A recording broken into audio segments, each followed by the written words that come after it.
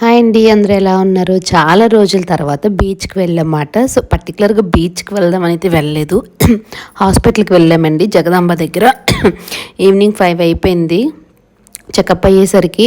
So ఇంకా అలాగా honey ఎప్పటి నుంచో బీచ్ బీచ్ అని అడుగుతుందని చెప్పి నేను మా ఆయన హనీ ముగ్గురం బీచ్కి వెళ్ళామన్నమాట. బీచ్ అనగానే ఫస్ట్ గుర్తొచ్చేది మురి మిక్చర్, తర్వాత మామిడికాయ ముక్కలండి. ఏ సీజన్ అవనివ్వండి బీచ్లో మాత్రం ఎప్పుడు మామిడికాయ ముక్కలు దొరుకుతూనే ఉంటాయి.